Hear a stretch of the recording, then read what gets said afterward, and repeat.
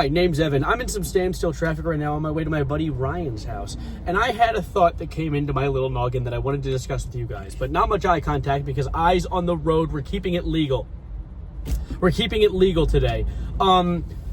There was a video I saw on TikTok this morning, which is already a bad way to start a story. That's a horrifying idea because everything good happens on TikTok all the time. I love going on TikTok. Well, I saw this video of Peter Thiel.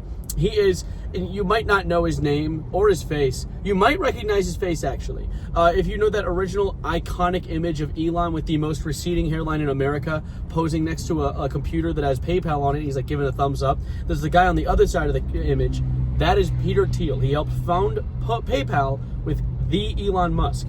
I don't know if Elon helped found it. I know most of the things that Elon says that he found that he actually just stole from someone. But regardless of that, there was an interview happening with Peter Thiel. And in this video, it was in the interview, the interviewer asks the interviewee, our boy Peter, humanity deserves to live, right? And Peter Thiel gives the most interesting answer I've ever heard. And the least surprising answer a billionaire could give, which was absolutely nothing! What? He literally, they're like, humanity deserves to live, right? And he goes, and even the interviewer's like, taking a while to answer that question. Yeah, humanity is like deserves to live. Like, these are billionaires who likely the only thing that they know of humanity is the things they see on X.com because it's owned by another billionaire. Like this has led me down a pipeline of a ideology that I have held for a long time, and one I even plan to make a main channel video about, which is that there is no such thing. And this is like, I call it my most extreme take, but it's not really that extreme at all. There is no such thing as a moral billionaire. If there is a billionaire on this planet, they are evil to some extent. Evil is a very, not nuanced word, but it's a very overused word. But I think that to get to the point of $1 billion in your bank account at one moment, you would have had to have hurt a lot of people to get to that point. It's not possible to just acquire that by being a good capitalist, being a venture capitalist and making money on your own terms. No, you have to harm people. You have to step on people's necks. You have to get to the top by harming others. And so I see these videos like Peter Thiel. I see Elon Musk on my timeline once every week doing some dumb, completely, like, I can't even think of a good word to make fun of him right now. I was about to say like 3 things that came to head, and they're all too mean. I don't want to be too mean. There's a second channel video, and I'm not getting angry on my second channel. But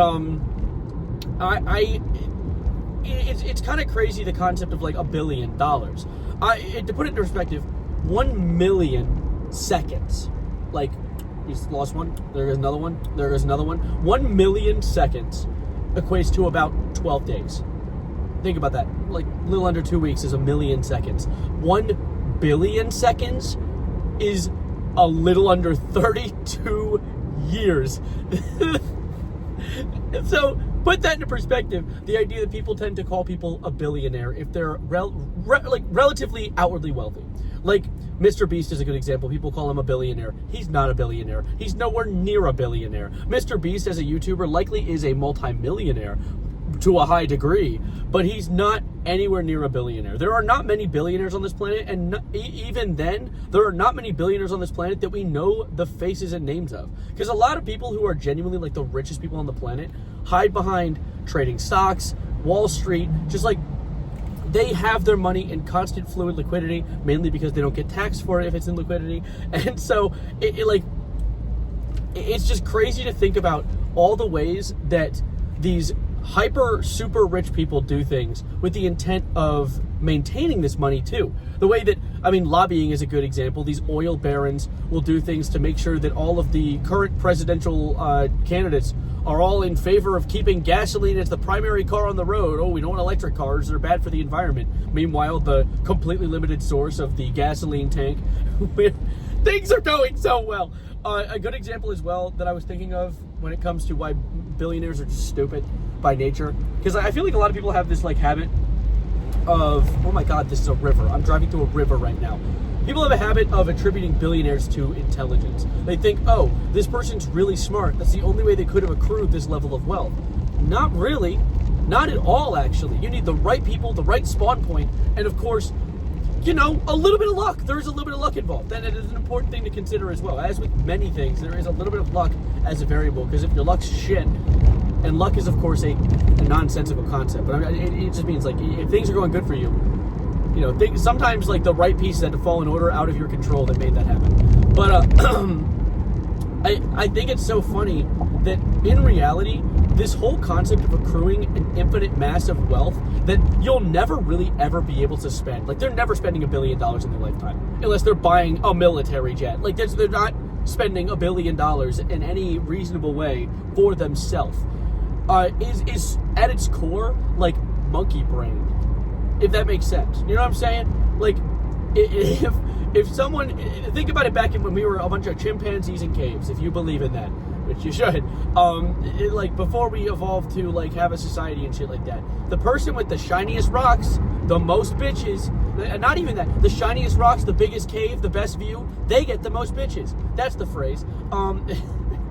And so I think that a lot of these people who are so obsessed with the concept of gaining wealth, even to the point that they don't even need it anymore, but they want it.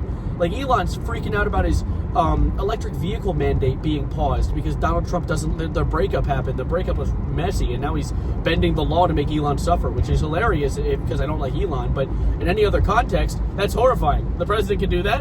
What? But, like, he's pissing and shitting his pants over not being able to make more money. Bitch, you're almost a trillionaire! He has, like, $400 billion in his possession. A billion seconds, 32 years. $400 billion? Really? Like, I know that I've seen these random charts. Like, I saw one that was like, oh, Elon Musk has enough money to solve world hunger. What does that mean? What does that mean? That doesn't mean anything. There's no inherent, like, solve world hunger. Okay, what? Like, buy a bunch of food? Like, they're not making it so people continue to get food. They're not maintaining, like, there's a lot of intricate details, so I don't like using that metric.